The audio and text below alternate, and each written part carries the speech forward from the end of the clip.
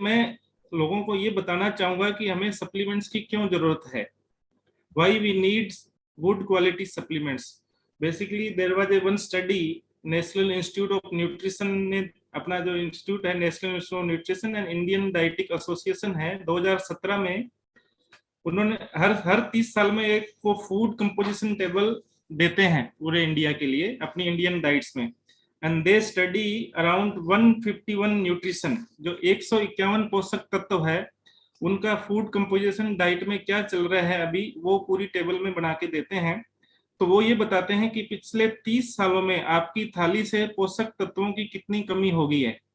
यानी कि उसकी अगर 2017 की फूड कंपोजिशन टेबल अपने देखें तो उन्होंने ये पाया है कि गेहूं में 9% कार्बोहाइड्रेट पिछले 30 सालों में कम हो गया है, बाजरा में 8.5% कार्बोहाइड्रेट कम हो गया है, मूंग की दाल में 6% आयरन कम हो गया है, मसूर की दाल में 10% प्रोटीन कम हो गया है, और गेहूं में 8 से 10% प्रोटीन कम हो गया है।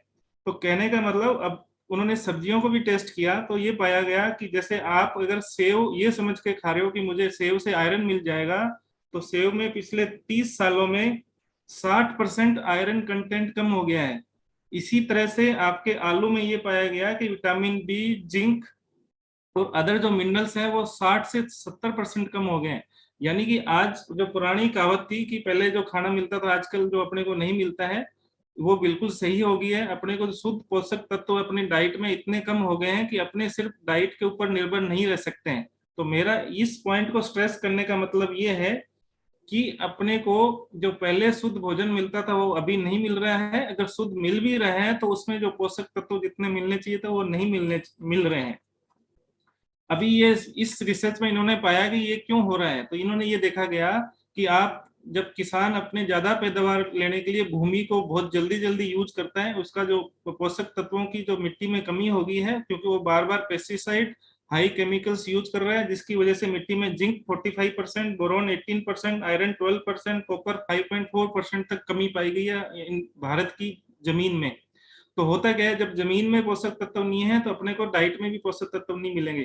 तो अब लोगों को ये समझाना पड़ेगा कि अपने जो डाइट ले रहे हैं, although we are trying our best to take all the vitamin, minerals, protein, but वो डाइट में है ही नहीं, तो आपके पास आएंगे कहाँ से। तो अपने को मजबूरी में ही न्यूट्रिशन सप्लीमेंट लेने ही पड़ेंगे हेल्दी रहने के लिए। तो लेंसेट की स्टडी में पाया गया है कि Lancet is a very reputed journal in our medical science. ये पाया कि ब्रिक देशों में, जो ब्रिक्स देश हैं, 5 देश आते हैं उसमें, भारत, ब्राजील, रूस, चाइना, तो उसमें देखा गया कि भारत में सबसे ज्यादा अस्वस्थ लोग ब्रिक देशों में भारत नंबर 1 है। We are the youngest country in युवा के मामले में। ये भी कहते हैं कि 2030 तक अपने 77% लोग हैं जो बिलो 44 होंगे, लेकिन हम दुनिया के सबसे बीमार और अस्वस्थ देश बनते जा रहे हैं। हमारे पास पूरी वर्ल्ड की 20% जो आबादी है, पूरे वर्ल्ड के 20% आबादी है, वो बीमार आबादी अपने इंडिया में है। क्योंकि अपने यहाँ पे पॉपुलेशन तो युवा है लेकिन वो बीमार है, थके हुए और बीमार लोगों का देश बनता जा रहा है अपना इंडिया। तो इंडिया को अगर अपने को सही और स्वस्थ रखना है तो न्यूट्रिशन सप्लीमेंट लेना बहुत ही जरूरी अपने लिए रहेंगे।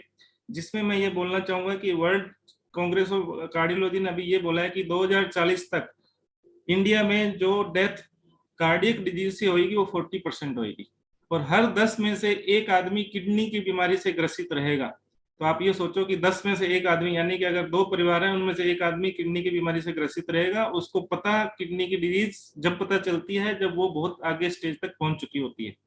तो this is the height of ill health and height of the malnutrition in Indian people, even in high rich societies also.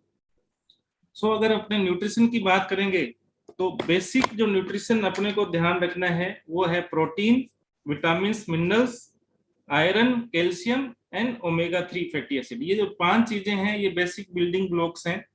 सबसे पहले आपको प्रोटीन प्रॉपर रखनी पड़ेगी। आप सभी जानते हैं अपने को 1 ग्राम पर केजी प्रोटीन चाहिए। एक नॉर्मल आदमी को 60 ग्राम, मेल को और फीमेल को 55 ग्राम चाहिए। तो अपनी अगर डाइट में से प्रोटीन कैलकुलेट करें, एक हेल्दी डाइट, अगर स्वस्थ डाइट जो जिसके पास घर में खाने और पैसे की कमी नहीं हो, उसकी डाइट में भी 50% प्रोटीन रिक्वायरमेंट ही कंप्लीट होती है। यानी कि अगर आपको 60 ग्राम डेली चाहिए तो 30 से 35 ग्राम आपकी डाइट से नहीं जा रही है। तो ये जो बची हुई 30 से 35 ग्राम प्रोटीन है, ये आपकी प्रोटीन डेफिसिट धीरे धीरे धीरे एक्यूमुलेट होती है, जो आपको अर्ली एजिंग, रिंकलिंग, बीमारियां, क्रोनिक डिजीज पैदा करती है। इसी तरह आपकी डाइट में विटामिन मिनरल मैंने बताया, फ्रूट्स में पिछले 30 सालों में 40 से 70% तक विटामिन, मिनरल्स एंड प्रोटीन कम हो गए हैं। तो अगर आप चाह के भी बहुत ज्यादा फ्रूट्स खाना चाहेंगे तो आपकी रिक्वायरमेंट पूरी नहीं होगी, क्योंकि आपको जो फ्रूट्स मिल रहे हैं वो एक हाइब्रिड पद्धति से बनाए हुए हैं, इंजेक्शनों से लगाए हुए हैं, प्लस उन पर वैक्स जाएगी, केमिकल इतने ज्यादा छिड़के जाते हैं जो आपके हेल्थ को नुकसान करते हैं। तो अब बात आती है ओमेगा 3 फैटी एसिड की। लोगों में धारणा थी पहले, बीच में बहुत पिछले 20 सालों में ये चला कि आप सनफ्लावर ऑयल यूज करो, सैफफ्लावर यूज करो, जिसमें high amount of poly unsaturated fatty acid है। लेकिन अब ये स्टडीज आ गई कि जितना ज्यादा आप पॉली अनसैचुरेटेड फैटी एसिड खा रहे हो वो आपको उल्टा नुकसान कर रहे हैं। तो अभी सब वो हवा जो बिल्कुल जो ऐड आते थे सब बंद हो गए। पहले आप देखते थे सफोला का ऐड आता था, सनफ्लावर का ऐड आता था। अभी ये पाया गया कि अपने जो ट्रेडिशनल सिस्टम था जिसमें हमने coconut oil, mustard oil use करते थे, that was very much because we need omega 3 fatty acid. तो अपने न्यूट्रलाइट में ओमेगा 3 जो फैटी एसिड आता है, डाइट में जो कंपोजिशन होना चाहिए ओमेगा 6 और ओमेगा 3 का, वो 4:1 रेशियो होना चाहिए। लेकिन इंडियन डाइट में ये पाया गया है कि आप ये देखोगे इंडियन डाइट में जो ऑयल जो खाते हैं अपने, चाहे सीरियल से चाहे अपने ऑयल से, उसमें ओमेगा 6 और ओमेगा 3 का जो रेशियो है वो 30:1 है। यानी कि ओमेगा 6 तो जा रहा है 30 पार्ट और ओमेगा 3 जा रहा है 1 पार्ट। तो ये ओमेगा 6 इतना ज्यादा खतरनाक होता है कि आपके एचडीएल कोलेस्ट्रॉल को कम कर देता है, आपके एथेरोस्क्लेरोसिस बढ़ा देता है, हार्ट अटैक की संभावना बढ़ा जाता है, प्लेटलेट एग्रीगेशन बढ़ा देता है, जिससे आपको एमआई होने के चांस बहुत ज्यादा हो जाते हैं। तो अपनी डाइट में ओमेगा 6 एंड ओमेगा 3 का जो रेशियो जो होना चाहिए था 4:1 का, वो अभी 30:1 है इंडियन डाइट में। तो उसको सप्लीमेंट करने के लिए अपने को फिश ऑयल, या तो फिश ऑयल लो या आप ओमेगा 3 सप्लीमेंट लो। तो this is the very important. इसीलिए ओमेगा 3 को विटामिन एफ भी कहा जाता है, इसको क्यून ऑफ विटामिन भी बोलते हैं। बहुत लोगों को पता नहीं है, इवन डॉक्टरों को भी नहीं पता होता। Omega 3 fatty acid is also a queen of vitamins and we call it vitamin F. This vitamin F is not available in Indian diet in proper ratio. So जो लोग, इवन डॉक्टर भी मेरे से बहस करने लग जाते हैं कि हम तो डाइट में सनफ्लावर ऑयल खा रहे हैं, सैफफ्लावर ऑयल, सफोला खा रहे हैं। तो भाई सफोला और सनफ्लावर में पॉली अनसैचुरेटेड इतना है, उसका जो रेशियो है सनफ्लावर ऑयल का, वो रेशियो है 160:1। तो डाइट में चाहिए 4:1। तो कहाँ 4:1 है, कहाँ 160:1 है। तो आप इतनी बड़ी अननोइंगली अपने बॉडी को नुकसान कर रहे हैं। जो नई स्टडीज आ रही है, now they have removed this recommendation कि आप सनफ्लावर ऑयल यूज करो, सैफफ्लावर ऑयल यूज करो, जो पहले बहुत ज्यादा हाइट चले 10-20 सालों तक, वो अब सब रिमूव हो चुके हैं। टोटली सर्किल हैज चेंज, वापस पूरा सर्किल घूम के जीरो पे आ गए हैं। वापस अपने जो ट्रेडिशनल मेथड थी कोकोनट ऑयल या मस्टर्ड ऑयल, जिसमें ओमेगा 3 डेफिनेटली कम है, पॉलीअनसैचुरेटेड ज्यादा है, लेकिन रेशियो इज मच बेटर। जैसे कि कोकोनट ऑयल की बात करें 3:1 रेशियो में है, अपना मस्टर्ड ऑयल 4:1 रेशियो में है, लेकिन नुकसान तो नहीं करेगा, एटलीस्ट कुछ फायदा करेगा। तो omega 3 is very much important in our diet. And last but not least, 5 basic चीजें जो आपको डाइट में प्रॉपर रखनी है: प्रोटीन, विटामिन एंड मिनरल जो डेली अपने को न्यूट्रिएंट डेली देती है, omega 3 and iron and calcium. अब आयरन की बात करें तो अभी आयरन की भी बात यही चल रही है कि अब कोई कहता है मैं सेव खा रहा हूँ रोज, अब सेव में आयरन ही 60% कम हो गया, तो आप सेव खा के करोगे क्या? You are just taking fibre only, and that is only with lot of chemical, lot of pesticide and lot of wax on it. क्योंकि जितना चमकीला आप सेव लाओगे, जितना चमकीला टमाटर लाओगे पूरा लाल लाल, वो ये समझो कि हाइब्रिड पद्धति से बनाया हुआ है, उसके ऊपर वैक्स लगी हुई है, उसके ऊपर केमिकल लगे हुए हैं, उसके ऊपर पेस्टिसाइड लगे हुए हैं। तो आपकी थाली में जितने चमकदार फ्रूट्स दिखते हैं, वो समझ लो उनमें केमिकल भी इतने ज्यादा जा रहे हैं जो अपने हेल्थ को नुकसान पहुंचा रहे हैं।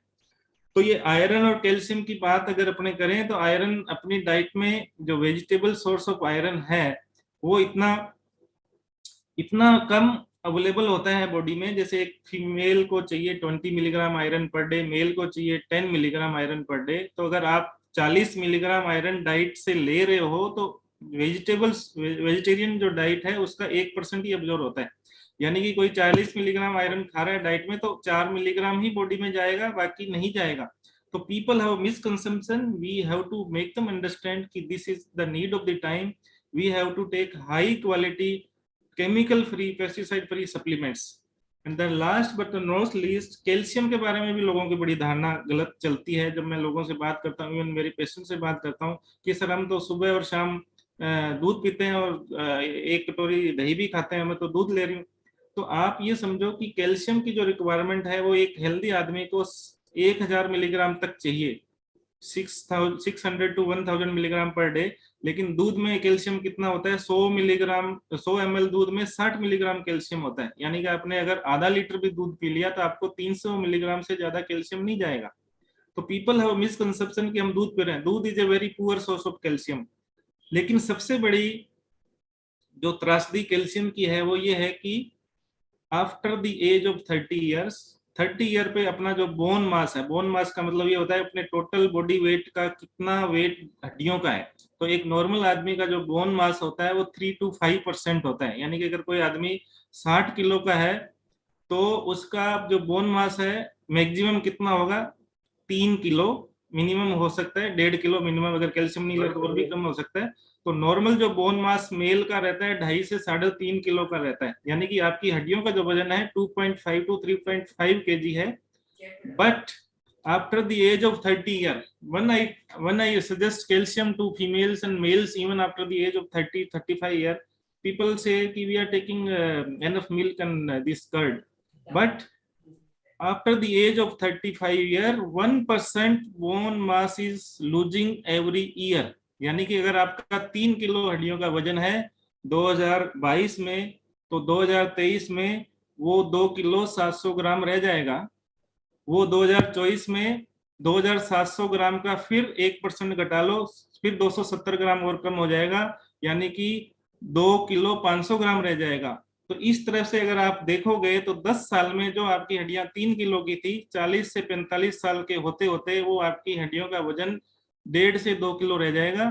फिर इसीलिए ओल्ड एज में क्या होता है, जब आदमी 45 से 50 साल का होता है, हमारे पास जो पेशेंट आते हैं एडल्ट पेशेंट, घर में जा रहा था, कारपेट में हल्का सा पैर अटका और उसकी फीमर के नेक का फ्रैक्चर हो गया, क्योंकि उसकी हड्डियों से कैल्शियम तो निकल चुका होता है। वो दैट इज जस्ट लाइक, ये समझ लो कि कागज की हड्डियां रह गई हैं। तो this is the importance how we should take calcium per day. अपने को कैल्शियम का सप्लीमेंट लेना ही पड़ेगा डाइट में। कैल्शियम इवन अपनी सारी जो चीजें हैं उनमें भी कैल्शियम कम हो गया है। तो ये तो बेसिक न्यूट्रिशन जो 5 चीजें हैं वो बेसिक है। पहले हम बोलते थे protein, vitamin, mineral, iron, calcium, लेकिन अब आयरन, कैल्शियम, प्रोटीन, विटामिन के साथ हमें ओमेगा 3 जरूर ऐड करना पड़ेगा। ओमेगा 3 के बिना we are totally lacking in diet, अपनी बाकी चीजें काम नहीं करेगी। तो अब मैं ज्यादा थ्योरेटिकल नॉलेज नहीं देके ये चीजें अपने को लोगों को ये बतानी पड़ेगी। Even I was not knowing this before taking deep knowledge of the nutrition in this field, and even most of the doctor, those who are even MD, they do not accept this until we transfer proper knowledge to them। मेरे साथ जैसे मैं कई लोगों को plan दिखाने जाता हूं तो हमें न्यूट्रिशन क्या जरूरत है, हम बढ़िया डाइट ले रहे हैं, लेकिन उनको ये नहीं पता कि डाइट में हो क्या रहा है। आपकी थाली में पोषक तत्व तो गायब हो गए हैं। पिछले 30 सालों में थाली में से आपके पोषक तत्व 30% से लेके 70% तक गायब हो चुके हैं। तो आपको कहाँ से मिलेंगे? तो आपको सप्लीमेंट लेना पड़ेगा, आपकी मजबूरी है। बिकॉज इंडिया में 7 करोड़ लोग, we are the most populous country with diabetes. 7 crore लोग, 2017 की स्टडी है कि डायबिटीज के इंडिया में चल रहे हैं। हर 10 में से एक आदमी किडनी बीमारी से ग्रसित है। 40% लोग कार्डियक डिजीज से एक्सपायर होंगे। We are becoming the most unhealthy country of the world. BRICS देशों में भी आप नंबर 1 इन अनहेल्दी कंट्री। तो आप सोचो कि अपने देश को कितना न्यूट्रिशन की जरूरत है। Although we are the young country, but they are जवान लोगों का देश है, लेकिन वो सब थके हुए हैं, सब बीमार हैं। तो उनको न्यूट्रिशन की बहुत ज्यादा जरूरत है। तो अभी मैं एक एक्सपीरियंस जरूर शेयर करूंगा। ये तो बेसिक नॉलेज था। हमारे एक मित्र हैं mister Puran Saini ji, he is my one of my friend basically. वो हमारे को शुरू से बच्चे दिखाते थे। तो उनकी बच्ची को एक ऐसी न्यूट्रिशन का क्या रोल है, मैं उसका एक उदाहरण हमेशा मैं एक उदाहरण से बताता हूँ। मैं पिछली मीटिंग में मैंने काफी उदाहरण दिए थे। तो उनकी वाइफ और उनकी बेटी बेटी को एक ऐसी बीमारी हो गई कि दैट उस बीमारी का एलोपैथी में कोई इलाज नहीं है। उसको हम बोलते हैं दैट इज रेसमुसन एनसेफलाइटिस। ये एक तरह की एनसेफलाइटिस होती है जो ब्रेन में न्यूरॉन्स को धीरे धीरे खत्म कर देती है। उस बीमारी का डायग्नोज हुआ, वो बेचारे बहुत अहमदाबाद तक घूमने गए, बड़े बड़े न्यूरोलॉजिस्ट को दिखाया, एम्स तक घूमे, मैंने भी डायग्नोज किया। वो जोधपुर में कोई बहुत बड़े उनके पास भी जाए, अहमदाबाद में जाए दे, और बच्ची की हालत दिन प्रतिदिन इतनी खराब हो गई कि ना तो वो ढंग से चल पा रही थी ना बैठ पा रही थी, बराबर उसको सीजर दौरे दौरे आते दौरे भी आ रहे थे। एंड धीरे धीरे उसकी सारी स्कॉलिस्टिक परफॉर्मेंस खत्म हो गई। एंड वो मेरे दोस्त थे, मेरे पास बार बार आते हैं, न्यूट्रिलाइट मैं उनको भी देता था। देन आई स्टार्टेड, मैं उनको 7 से 8 चीजें स्टार्ट की। ओमेगा 3 बच्ची को स्टार्ट किया, ब्राह्मी स्टार्ट किया, उनको fruit and vegetable concentrate start किया, उनको बीटा कैरोटीन प्लस स्टार्ट किया, न्यूट्रिलाइट डेली स्टार्ट की।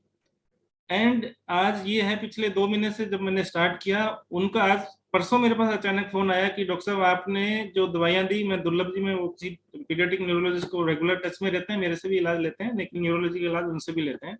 तो क्या डॉक्टर साहब ने ये बोला कि ये सप्लीमेंट तो बंद ही मत करना। और इतना ज्यादा सुधार हो गया उस बच्ची में, जो चल नहीं पा रही थी वो चलने लग गई। अभी वो कह रहे हैं स्कूल जाने की तैयारी कर रही है, जो पहले हम सोच ही नहीं सकते थे उसको स्कूल भेज सकते हैं। तो he is also in the meeting and I will invite mister Puran Saini ji कि वो अपना एक्सपीरियंस बताए, क्योंकि उनकी वाइफ को भी मैंने कुछ चीजें दी थी जो सारे लोगों ने उनको बोल दिया था ये एमआरआई कराओ ये कराओ, मैंने उनको न्यूट्रिशन से ठीक किया। तो अगर पूरन सैनी जी सुन रहे हैं तो वो 5 मिनट अपना एक्सपीरियंस जरूर बताएं। नमस्कार डॉक्टर साहब। नमस्कार Puran ji, how are you? Welcome welcome Puran ji, very welcome.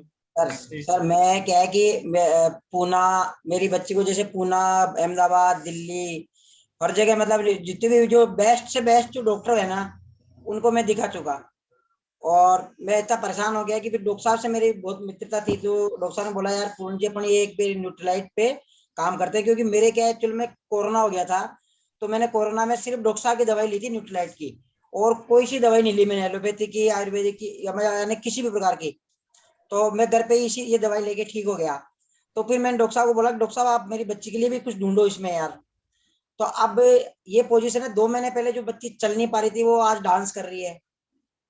और डॉक्टर ने बोला कि आप ऑपरेशन के अलावा कोई उपाय नहीं है, तो ऑपरेशन की अभी आवश्यकता नहीं है। दुर्लभ जी में डॉक्टर विवेक जैन है, तो उन्होंने मेरे को बोला, वो न्यूरोलॉजिस्ट है, तो उन्होंने मेरे को बोला कि आप डॉक्टर साहब वाली दवाइयां बंद मत करना पूर्ण जी, इसको लगातार दिलाओ। ऐसे ही मेरी वाइफ के क्या है कि सर्वाइकल पेन था, तो डॉक्टर बोले कि आप है ना जो इसको वो एमआरआई कराओ, वो कराओ। तो मैंने कहा यार कोई एमआरआई नहीं करानी, मुझे डॉक्टर साहब के पास जाना है। मैं डॉक्टर साहब ने कहा आप तो ये दवाएं चालू करो आप। तो 5-6 गोली वो सुबह शाम ले रही है, और आप मानो कि उसके कोई दर्द नहीं है, कोई एमआरआई की जरूरत नहीं है, किसी प्रकार की कोई जांच की जरूरत नहीं है। तो मैं तो ये मान के चलो पूरी फैमिली में इसी को उपयोग में ले रहा हूँ, और सबको कहता भी हूँ कि यार ये अच्छी है। क्योंकि अपने आयुर्वेद में जो मान लो पुराने उससे बना रहे हो आप लोग, ये कर रहे हो, मुझे तो बहुत प्रसन्नता हुई। तो मैंने परसों फोन किया डॉक्टर साहब को कि डॉक्टर साहब मेरी बच्ची ने बहुत अच्छा डांस किया है और अब स्कूल भेजने की तैयारी कर रहा हूँ, तो आप आगे क्या कुछ प्लान बना लेना। ये था साहब, मेरे को बहुत अच्छा लगा, और मैं हमेशा जुड़ा रहूंगा इससे। थैंक यू पूर्ण जी, बहुत बढ़िया लगा आपसे बात करके। Thank thank you you very doctor. Much for your experience. पूर्ण जी हमारे बहुत पुराने मित्र हैं, मेरे पे पूरा विश्वास करते हैं। तो मैंने इनको लिए ढूंढा, मैं कहा यार बच्ची को बहुत परेशान हो रही है, मेरे को रात को कई बार नींद नहीं आती थी, मैं कहा यार इनके लिए कुछ किया जाए। तो मैं जस्ट हर बार मैं रिकमेंड करता हूँ, एक बुक है जो डॉक्टरों को देनी चाहिए, what your doctor doesn't know about nutritional medicine he may be killing you, John F strand की ये बुक है। तो मैंने उस बुक को 2-3 बार पढ़ा, और जब भी मैं उसको पढ़ता हूँ कुछ नई चीज मिलती है। हालांकि अभी बहुत सारे सप्लीमेंट्स हैं जो अभी न्यूट्रिलाइट में इंडिया में नहीं लॉन्च हुए हैं, जिनकी जरूरत है। अभी ग्रेपसीड एक्सट्रैक्ट भी इसमें एक आता है जो बहुत सारी बीमारियों में हमारे को देना पड़ता है। तो मैंने पूरन जी की बच्ची के लिए इतना रिसर्च करके मैंने एक प्लान बनाया कि इसको क्या क्या कैसे कैसे चीजें देंगे। इन भाभी जी के लिए बनाया, तो वो बिल्कुल परेशान थी, उनको डिप्रेशन भी रहता था शायद, वो भी ठीक हो गया होगा। अभी दोबारा तो ये आए नहीं मेरे पास रिव्यू लेकर आने, लेकिन इतना मेरे को लगा कि कुछ सुधार अपने देने से नुकसान तो कुछ नहीं है, अगर फायदा ही करेगी करेगी तो फायदा हो गया, बहुत ही बढ़िया लगा। इसलिए पूरन जी को मैं स्टेज पे बुलाया था, मैं पूरन जी अपने एक्सपीरियंस शेयर करें, है ना। Thank you, Puranji. And this is from my side. Although there are so many other experiences also, but we have limitation of the time. But this was a live experience, and by accidentally yesterday he phoned me कि मेरी बच्ची sir बहुत फायदा आ गया। इन्होंने ही phone किया था, मैंने इनको फोन नहीं किया। फिर मैंने कहा आप परसों मीटिंग में भी बताना ये।